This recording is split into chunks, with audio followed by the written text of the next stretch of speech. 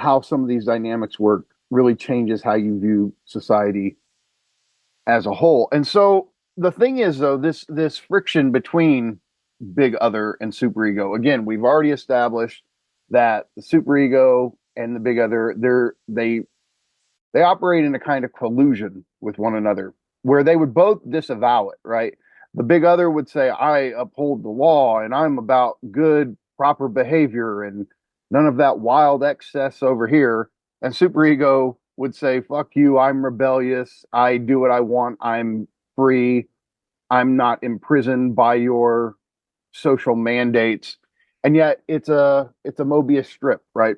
That if you theoretically investigate the big other, you're going to find that at some point you've crossed over into the superego, and vice versa. You follow the path of the superego, you find out that you're on the same surface of the big other, right? So this Mobius strip, or non-orientable status of these two, is crucial to understand if you want to understand the law or society or any symbolic order, right? And so different philosophers, different theorists throughout the years have approached this dynamic, and it is a kind of dualism.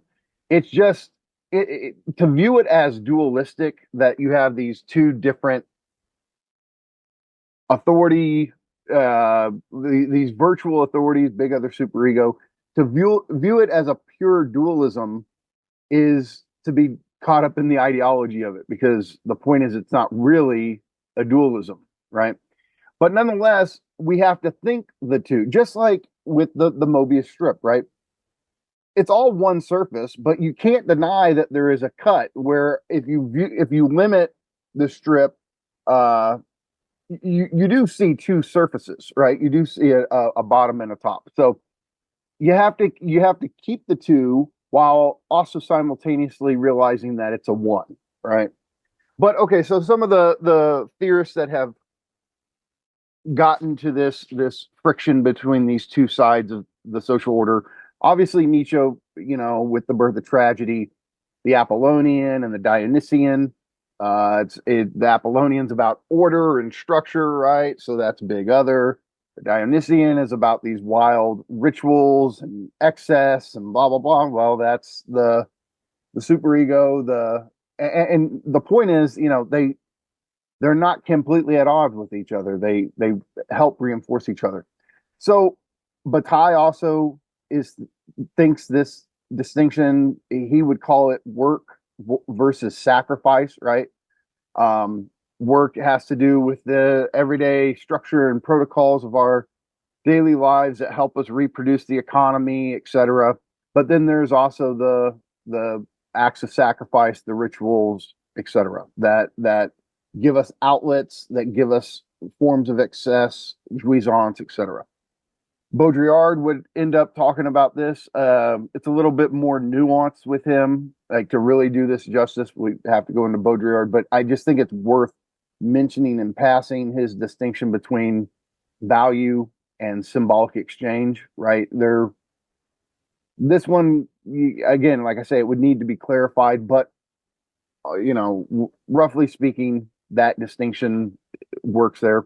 Then Lacan, right? He worked out this distinction between pleasure and jouissance.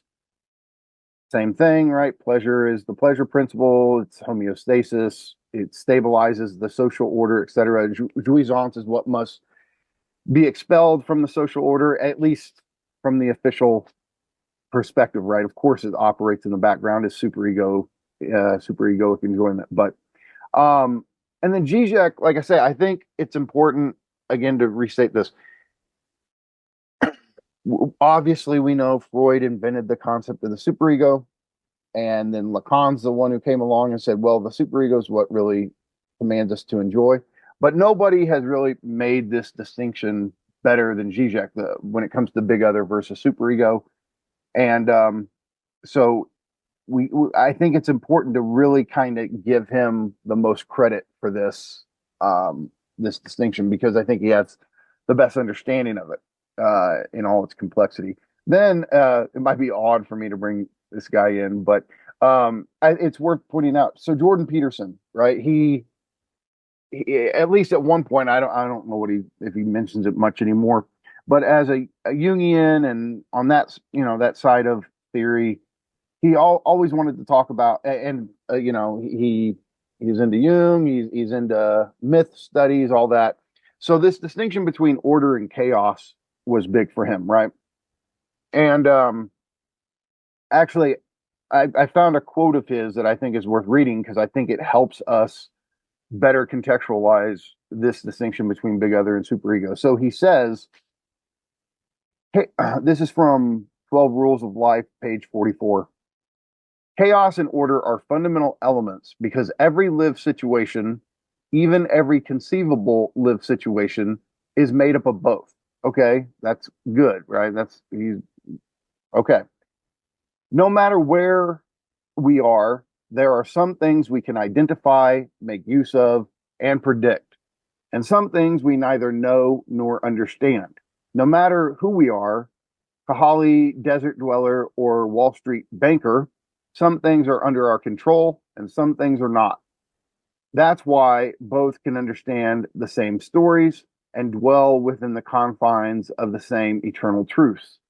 Finally, the fundamental reality of chaos and order is true for everything alive, not only for us. Living things are always to be found in places that they can master, surrounded by things and situations that make them vulnerable. Order is not enough. You can't just be stable and secure and unchanging because there are still vital and important new things to be learned. Nonetheless, chaos can be too much. You can't long tolerate being swamped and overwhelmed beyond your capacity to cope while you are learning what you still need to know. Thus, you need to place one foot in what you have mastered and understood, and the other in what you are currently exploring and mastering. Then you have positioned yourself where the terror of existence is under control and you are secure. But where you are also alert and engaged. That is where there is something new to master and some way that you can be improved. That is where meaning is to be found. Okay, so there's a lot of ways to critique that, but there's also a lot of things. I mean, he's getting at something that's just kind of a blatant truth, right? That we're always stuck between stability and, or to talk like DNG, he's kind of talking about territorialization versus deterritorialization and then reterritorialization. That we're caught up in this friction between stability and disorder, right? Order and disorder. And in a lot of ways, we can just go, well, that's just pleasure, pleasure versus jouissance, right? But the only thing, and he kind of gets at it in part, right? Where he's like, okay, chaos can be too much, order is not enough. But what this dualistic picture fails to understand is ordered chaos, right? And what I mean by that is it's this third category that is how the superego functions, right? The superego is that point in the social unconscious that gives us excess, gives us jouissance, right? Gives us destabilization, but in a way that secretly is keeping us hooked onto the existing order of things, right? This is the trick of at work in ideology for Zizek, right? Is that ideology functions not just at the level of meaning, not just at the level because look how he ends the quote. That is where meaning is to be found, right? The issue is that Peterson acts like everything's about meaning, finding significance. And the social unconscious, while providing meaning, obviously, the big other is the symbolic order, right? It's the other that provides us with a network of meaning. What really keeps us anchored to it, what glues us to it, is this other thing called jouissance, right? And